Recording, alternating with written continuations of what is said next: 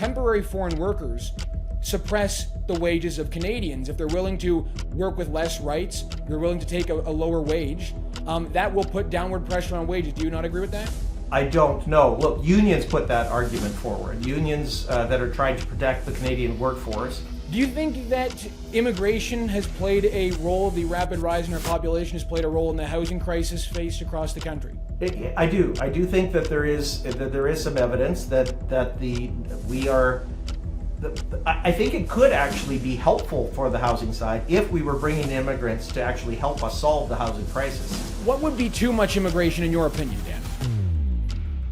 Immigration is one of the most pressing and politically consequential debates happening in our country right now. You can find thousands of articles and videos online denouncing Justin Trudeau's mass immigration agenda, or the same amount of content online promoting the immigration scheme of Justin Trudeau as the solution to Canada's economy. However, rarely is there an opportunity to have a thoughtful debate on this critical question. But that's what we intend to do right now. Joining me on the Faulkner Show is Dan Kelly, the CEO of the Canadian Federation of Independent Businesses, a lobbying organization that represents small and medium-sized businesses in Canada. Kelly and the CFIB are advocates of immigration into Canada as a way to solve the labor shortage in this country. Now, that is not to say that they think everything is perfect with the system, but it is certainly to say that they do believe the International Student Program and the TFW program are forces for good in this country, and that they oppose the federal government's recent decision to put a cap on the number of student visas and TFWs coming into the country. Well, with that out of the way, let's get into it. Dan, thank you so much for coming on. Happy to be with you. So you've written in numerous articles and you've had numerous social media posts advocating for the Canadian government to maintain the International Student Program as it is and the Temporary Foreign Worker Program as it is. I'm curious to know, why do you feel this way? Well, look, just to be clear, we've not suggested that the government shouldn't put in place any kind of limits whatsoever, but we are making the point that going from one extreme to the other is not helpful, certainly not helpful for small and medium-sized firms that often depend on the labor force input that they get from foreign workers and foreign students. So I get that there might need to be some degree of capping of the service. At the same time, the switch, the speed of the switch is pretty harmful, and we do want to make sure that we defend some of the positive benefits of foreign workers and foreign students supplementing the Canadian labor force. This has been a real help to a lot of small and medium-sized firms that are desperate for staff and haven't been able to find it through other means. I want to get into that. One of the arguments that we hear about why we need the International Student Program to be bringing in the number of student visas we have and the Temporary Foreign Worker Program is that we have a labor shortage in this country. Right. It turns out that from what we've been able to find, the labor shortage does not exist when it comes to skilled jobs. In fact, there is a surplus of available applicants with a bachelor's degree or a diploma for available skilled jobs. And presumably when these students come through these colleges, they will then move to that skilled group of applicants. Obviously, I'm assuming that labor shortage is just in the low-skilled job industry. Would you agree with that? No, I will say that there are labor shortages right throughout the economy in all sorts of sectors out there. I take your point, and you're right, that there are lots of skilled workers with university degrees that are looking for work in particular fields, and in some cases they may not have a job to go to. But that often is as a result of a mismatch between the area that they've studied and the job that might require those particular skills. So we have gaps all over the place. We have surpluses of graduates from some programs and giant shortages in other areas. So there is a shortage of skilled workers in all sorts of fields out there. But the premise of your point is absolutely true, and that is where some of the gaps are most acute is in the entry-level junior parts of the economy. Retail, hospitality, the service sector, arts and entertainment. There's a whole bunch of fields that are looking for entry-level workers that don't have massive amounts of skills or education, but we need people. And many employers in those environments are saying, I'm not finding any Canadian applicants, but I do have some there are foreign students, foreign workers that would love to take these jobs, that certainly provides benefits to us as Canadians as a whole as well. And why do you think that Canadians aren't taking or applying for these low-skill jobs? Well, look, this is part of the success of our system in many ways. And look, I'm a parent of a 15-year-old, so I'm probably as guilty as anyone of this. But we have upskilled the Canadian workforce like very few other countries in the world. Canada has the highest or near highest level of graduates from post-secondary education in the entire world. And so we push young kids to get a university education, to go and learn higher and higher skill levels. They come out of these programs and then are, often deeply in debt, and they're looking for jobs in their chosen field of study and sometimes struggling to do that. Meanwhile, we have thousands and thousands of jobs, hundreds of thousands of jobs sitting vacant in all sorts of parts of the junior economy. I can understand why a university student that comes out of a program 20 grand in debt after the degree is saying, hey, I don't really want to go and work in that job in the quick service restaurant or on the farmer's field. I certainly could do it, but that's not what I studied for. That's not why I went into debt. So if Canadian young kids are not anxious to take these jobs, parents are not pushing their kids to take these jobs, and then from the immigration program with the higher skilled folks coming into Canada, they're not particularly keen to take these jobs. Well, if we still do want to go to a restaurant, we still do want to be able to go to a service business, who's going to work there? Right. So it sounds, from what I'm hearing, it sounds like your position is that we actually just haven't had enough immigration in order to solve this crisis with lower skill jobs. We need more people to keep coming in until we have enough of them that are willing to take these low skill jobs that are not being taken by even new immigrants or Canadians. So I guess the question I have for you, do you agree with that?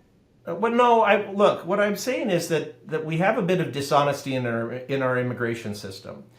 We tell the rest of the world, send us your best and your brightest. The people that can come to Canada through the traditional immigration program, the ones that get enough points to come to Canada, they typically are super well educated, with higher educational attainment than most of the Canadian domestic population.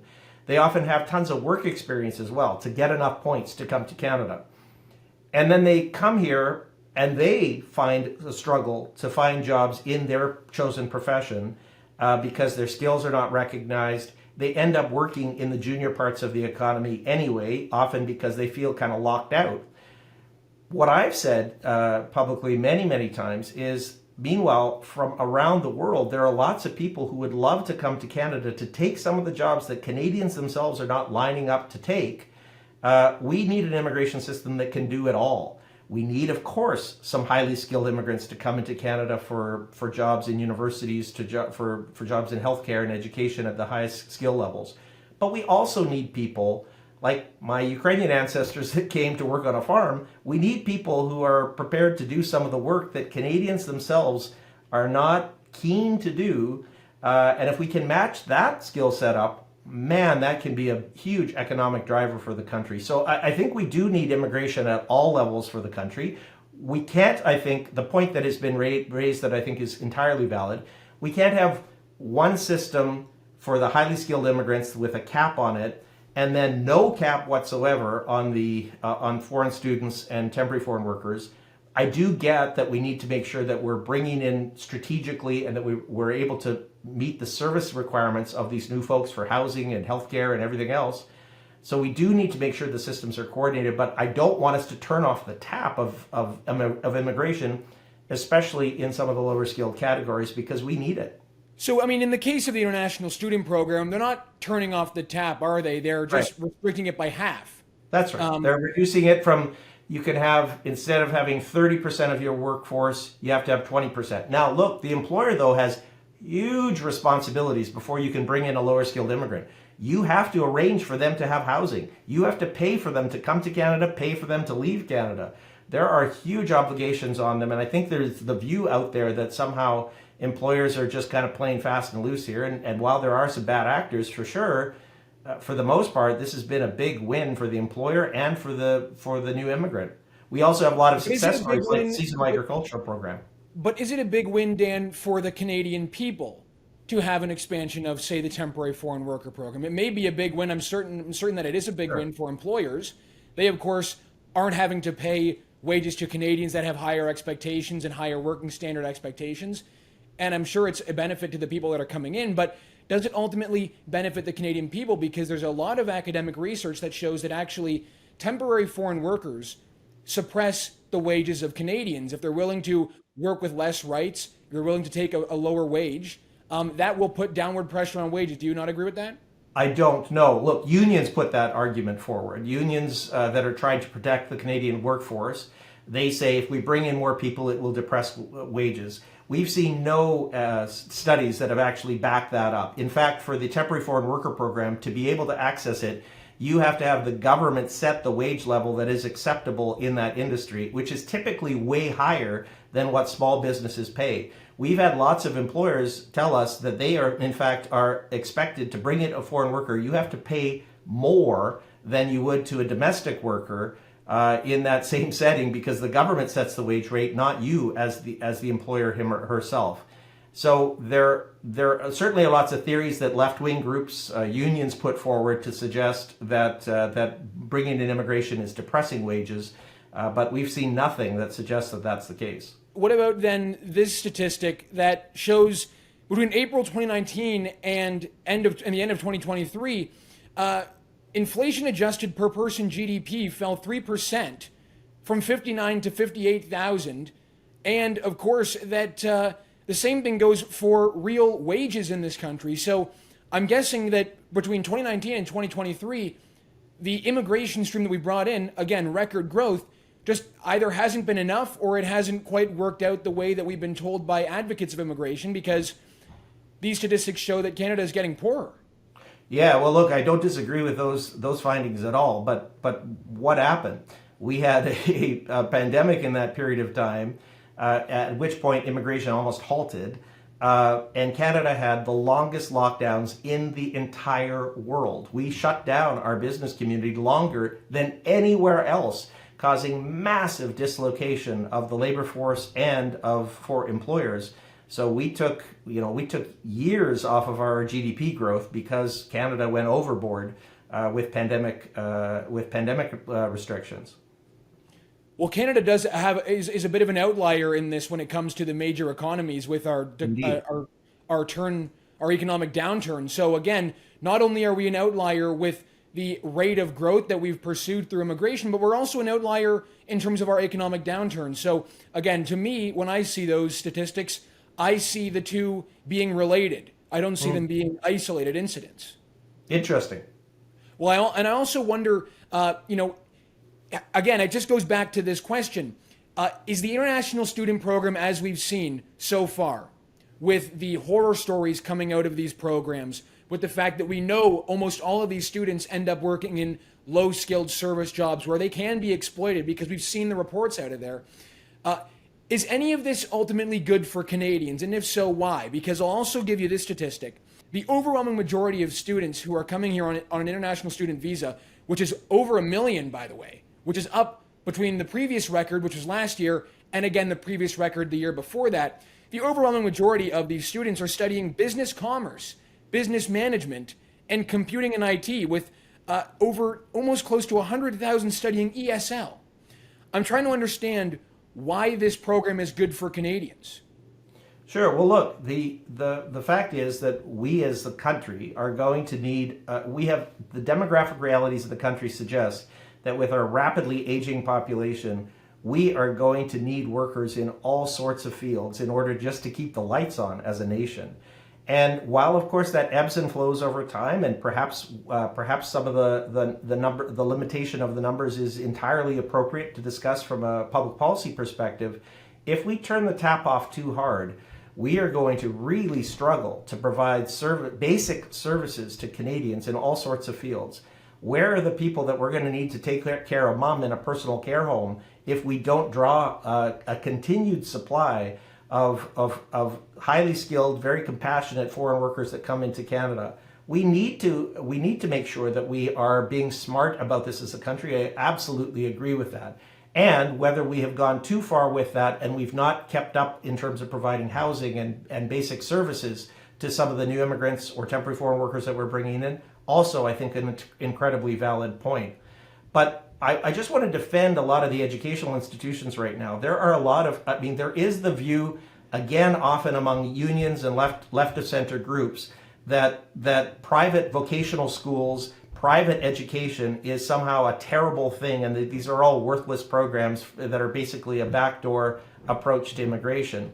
I'm not suggesting that there isn't some of that, but provinces regulate these training institutions, and employers often really seek out graduates rather than from PhD programs. They seek out graduates from private vocational schools, technical training institutions, and those have been, I think, it's been a win for the country when we're able to bring in some new immigrants that study and have some period of time where they're also working at the quick service restaurant in the service location, taking jobs that otherwise would just go begging for staff.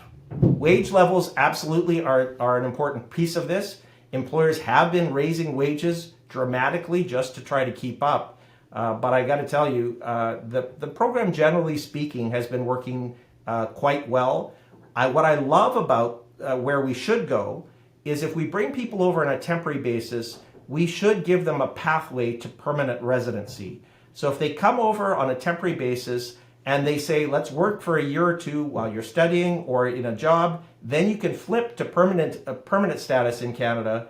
To me, that takes away some of the worries about whether or not the employer is going to have some kind of unfair advantage and actually treat the employee poorly.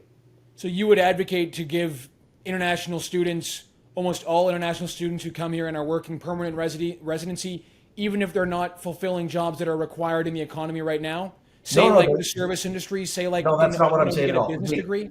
I do want to make sure that in fact, to be able to come to Canada to have permanent status, you have to be able to fill a job. The temporary foreign worker program is different than the foreign student program. The temporary foreign worker program is already assessed that there is a job sitting vacant. The employer is expected to provide housing. The employer is expected to pay the prevailing wage rate. So that program is separate from the foreign student program. The foreign student program, if you're in Canada, you're working well, you're providing value, giving you a pathway that after a couple of year period you could flip to permanent status, we believe would be a good outcome and balance the labor market needs with, of course, the needs of foreign workers and of Canadians. But you would say that it's good value even if they're not, for example, working in the healthcare industry or they're working in construction. It would be good value if they were still in the service and food industry? Who are we going to find to work in the service industry, in food services, other services, in a ton of educational categories? We don't have a lineup of Canadian young people saying, "Hey, I want to go and work in Estevan, Saskatchewan at the local pizza place." We are struggling to find people to take those jobs. Wages are a part of it, but it's not the only part of it. We have basically discouraged Canadian young people from getting work experience in some of these small businesses. We just don't have enough young people to supplement the workforce of the country. And that's why these programs have been overall big wins for us as a country.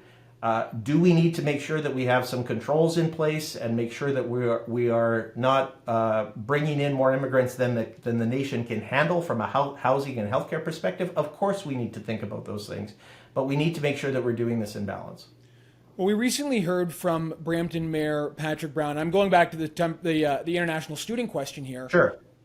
We recently heard from Patrick Brown that there were 80 diploma mill colleges in Brampton. I think you were noting that these private colleges are fundamentally good for the Canadian economy. Many of them are, yes. They do good. So would you agree that the colleges which we've heard about are essentially just diploma mills? Would you agree that those 80 colleges in Brampton are good for the Canadian economy? And if I don't know which of the 80 colleges Mayor Brown was speaking of, but what I can tell you is that there are hundreds and hundreds of fantastic vocational schools across the country, and there may be some poor quality ones, but we should be making sure that the poor quality schools are rooted out by provincial governments whether they're serving a foreign worker or whether they're serving a Canadian worker, we should make sure that we have good quality education. Well, the question I have for you then is, would you or would anyone at the CFIB, for that matter, be willing to send their own child to one of these private colleges to get an education? Of course, there's tens of thousands of Canadian young people in these very colleges themselves. Well, the ones that primarily serve international unless you're going to give me a name of one that I know about, I'm not going to be able to tell you whether that one is a good one or not. Okay, well, how about Conestoga and Brampton? Sure. I'm not familiar with that program or that institution. What I can tell you is that there are loads of colleges that are of great quality, and some have said that there are some poor quality ones. We should be, of course, ensuring that the quality of education, whether it is for a foreign student or a Canadian student, these are quality institutions providing quality education. That absolutely should be part of it. So again, I'm obviously I disagree with you on the temporary foreign worker and the international student question, because we've seen a major surge in the number of students, but we've also seen tens of thousands of construction jobs being lost. I'm just wondering, what would be too much immigration in your opinion, Dan?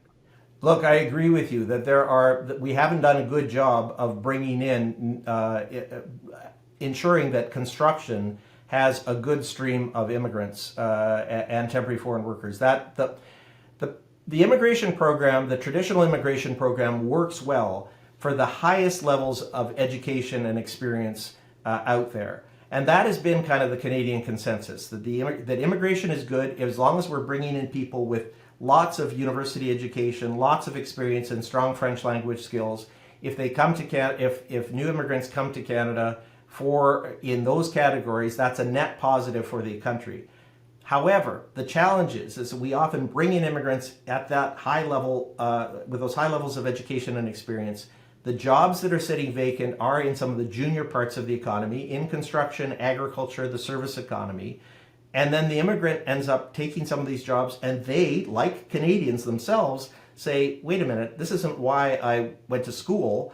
And they either return to their home country or they become very disengaged and unhappy about the fact that they're taking jobs that are way below their skills and experience.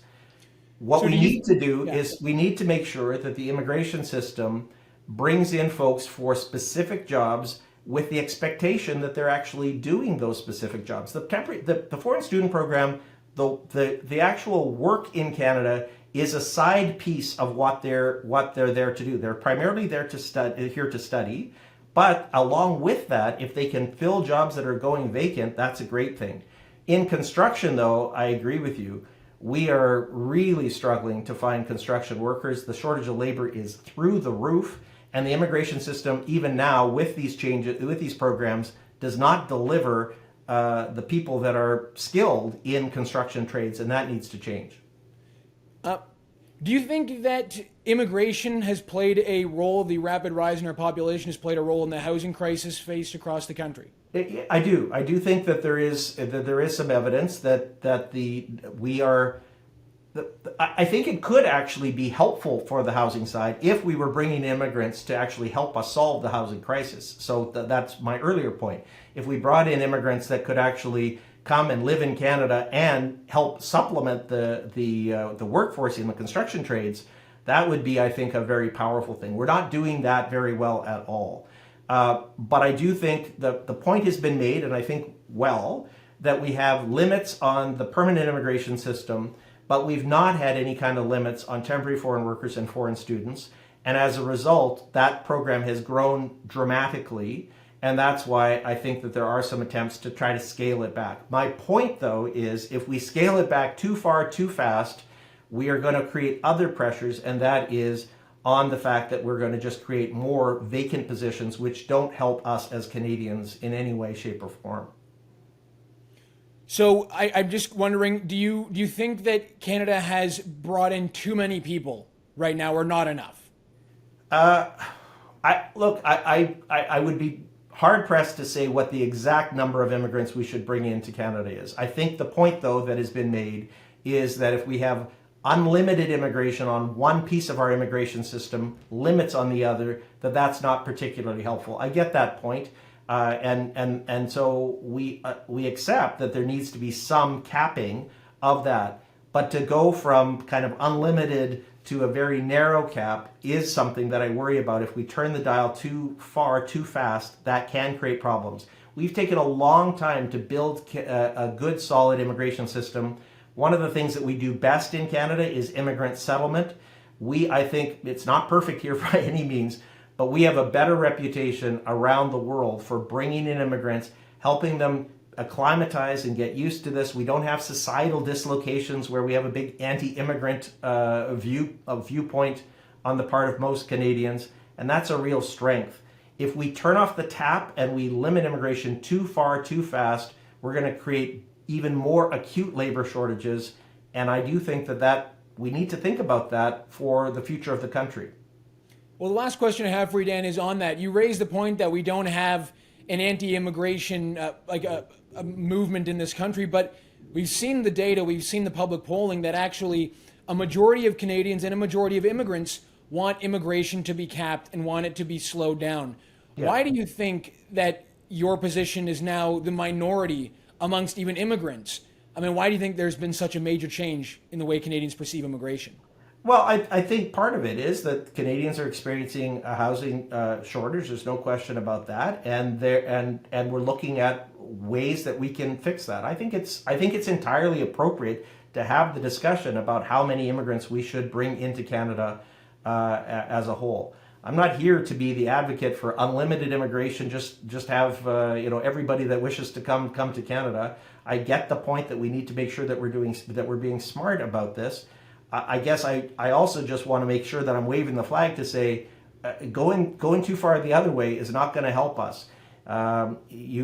We need to, if you live in an area, we've experienced this coming out of the pandemic, where there were massive labor shortages in all sorts of areas of the economy, and Canadians were pretty unhappy about that too. Right. Well, Dan, I really appreciate you taking the time and having a good back and forth on this issue. It's a rare occurrence, I think, when we get to have a debate about immigration, and so I do really appreciate you willing to chat and speak with us. Happy to be with you.